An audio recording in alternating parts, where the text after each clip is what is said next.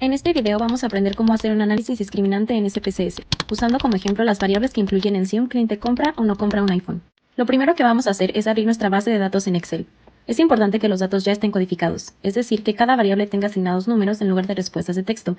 Por ejemplo, para una pregunta de sí o no, asignamos el valor 1 para sí y 0 para no. En el caso de variables ordinales también asignamos números. Por ejemplo, si nos interesa saber la importancia de la calidad de la cámara al momento de comprar un iPhone, le asignamos valores numéricos según el nivel de importancia. Y lo mismo hacemos con las demás variables. Ahora abrimos SPSS. En la pestaña de lista de variables configuraremos cada una de nuestras variables. En la columna de nombre, escribimos un nombre corto para cada variable, sin espacios ni caracteres especiales. En anchura, seleccionamos el tamaño según la cantidad de caracteres que tendrá. En decimales, dejamos el valor en 0. En etiqueta, colocamos el nombre completo o el título de la variable, ya que así se identificará más adelante. En la columna de valores, hacemos la codificación. Por ejemplo, 1 para sí y 0 para no. Finalmente, en la columna de medida, elegimos el tipo de variable. Para las preguntas de etiquetas, como la de sí o no, usamos nominal. Para precio vamos a seleccionar escalar, y para las demás variables usaremos ordinal. Por ejemplo, en la columna de valores de la variable precio, no colocamos nada porque es una variable escala. El encuestado escribe directamente el precio que considera pagar por un iPhone. En cambio, en las demás variables sí asignamos valores del 1 al 5, indicando qué tan importante le parece la calidad de la cámara, la batería, el prestigio de la marca y la facilidad de uso. Estas son variables ordinales porque nos interesa medir el nivel de importancia en un orden. Una vez configuradas, vamos a la pestaña de lista de datos y pegamos ahí la base que tenemos en Excel. Con nuestras variables listas, vamos al menú superior y seleccionamos Analizar, Clasificar y Discriminante. En la ventana que aparece, colocamos la variable dependiente en el espacio de variable de agrupación y las demás variables en el espacio de independientes. Después, definimos el rango de la variable dependiente. En nuestro caso será de 0 a 1, porque así la codificamos, donde 0 significa no y 1 significa sí. En la pestaña de Estadísticos, activamos las siguientes opciones. Luego damos clic en Continuar. En la pestaña de Clasificar, activamos las siguientes opciones. En Guardar, activamos dos opciones, el grupo de pertenencia pronosticado y las probabilidades de pertenencia al grupo. SPSS nos mostrará automáticamente los resultados en tablas y gráficas. Lo más importante que debemos revisar es lo siguiente. En los estadísticos de grupo podemos observar lo siguiente. Primero, el precio. Quienes sí comprarían un iPhone están dispuestos a pagar en promedio alrededor de 21,000 pesos, mientras que quienes no lo comprarían solo pagarían cerca de 14,000 pesos. Este es sin duda el factor más importante que diferencia a los dos grupos. En segundo lugar, la batería. Los que sí comprarían un iPhone la consideran un aspecto muy importante, mientras que para los que no lo comprarían apenas tiene relevancia. Ese es el segundo factor que marca la diferencia. El tercer punto es el prestigio de la marca. Para quienes comprarían un iPhone, este aspecto es muy valorado. En cambio, para quienes no lo harían, tiene poca importancia. Finalmente, la cámara y la facilidad de uso son variables que ambos grupos valoran de manera similar, por lo que no resultan determinantes para distinguir entre quienes compran y quienes no compran un iPhone. En esta tabla podemos interpretar lo siguiente. Solo las variables de precio, batería y prestigio de la marca son útiles para diferenciar a quienes sí comprarían un iPhone de quienes no lo harían.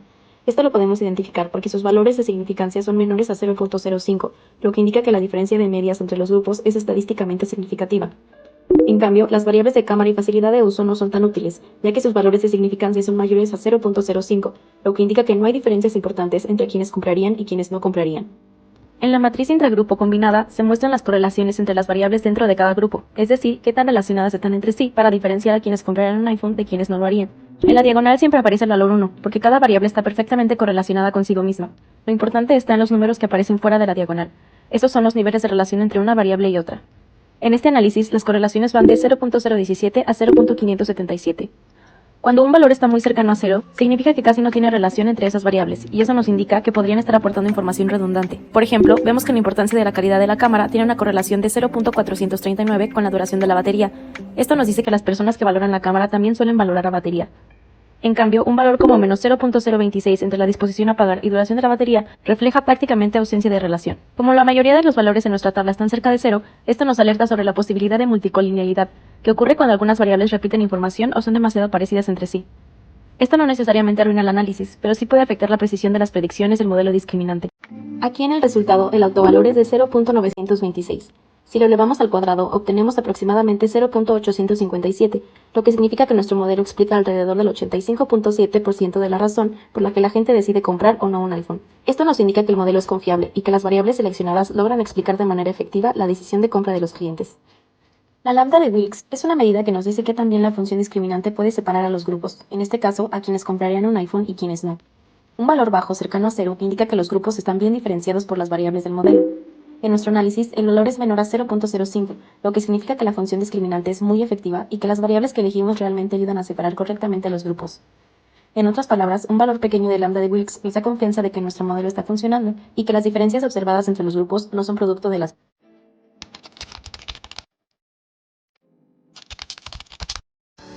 Dentro del análisis discriminante lineal, tenemos la función discriminante, la cual se utiliza para clasificar observaciones en grupos o categorías predefinidas. Realizaremos la función discriminante en Excel. Para tenerla presente, la llevaremos a nuestra hoja de cálculo. Para esto, utilizaremos la tabla de coeficientes de las funciones canónicas discriminantes que nos proporciona SPSS. En la función tenemos beta 0, la cual representa nuestra constante o intercepto. Después tenemos beta 1, beta 2, beta 3 y en nuestro caso hasta beta 5, las cuales representan los coeficientes de nuestras variables, los cuales se pueden apreciar en la tabla. Colocaremos primero el valor de nuestra constante, el cual sería menos 11.797. Posteriormente, iremos colocando los coeficientes de nuestras variables, en donde beta 1 sería la primer variable, el cual tiene un valor de 0.608. Después, beta 2 sería la segunda variable, el cual tiene un valor de menos 0.214, y de esta forma iremos colocando los demás coeficientes.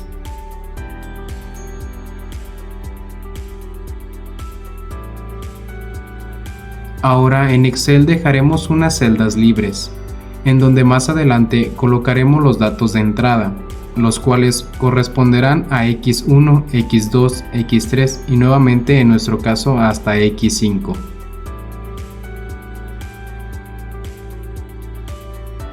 Ahora ya teniendo listo nuestro formato en Excel, podemos comenzar a realizar la función discriminante. Primero colocaremos el signo igual para comenzar a realizar la fórmula. Después vamos a seleccionar la casilla en donde tenemos el valor de nuestra constante. Colocaremos el signo de más para después seleccionar el coeficiente de la primer variable y esta misma multiplicarla por el espacio que anteriormente habíamos dejado. Separando con paréntesis, ahora realizaremos el mismo procedimiento con la segunda variable, tomando en cuenta el coeficiente y multiplicarlo por la celda que habíamos dejado libre, y así lo realizaremos con las demás variables y coeficientes. Como se pueden dar cuenta, lo que estamos realizando es la función discriminante que tenemos abajo. Ahora ya teniendo listo la función, para realizar un ejemplo nos iremos a la tabla de estadístico de grupo, en donde primero vamos a tomar los valores de las medias para las personas que no comprarían un iPhone y los iremos colocando en las celdas que ya habíamos dejado vacías hace un momento. Ahora, como podemos observar, si el resultado de nuestra función discriminante es negativo, significa que las personas, en base a sus elecciones, están dentro del grupo de personas que no comprarían un iPhone. Ahora realizaremos lo mismo con los valores de la media de las personas que sí comprarían un iPhone, colocándolos de igual forma. Como podemos observar, nos dio un resultado positivo, lo cual significa que los valores cercanos a estos entran en el grupo de las personas que sí estarían dispuestos a comprar un iPhone. De esta forma podemos ir introduciendo valores en las celdas que tenemos vacías y así nos dará un resultado en la función discriminante. De esta forma, si el resultado es negativo, entraría en el grupo de personas que no están dispuestas a comprar un iPhone, mientras que si el resultado es positivo, entrarían las personas que sí están dispuestos a comprar un iPhone.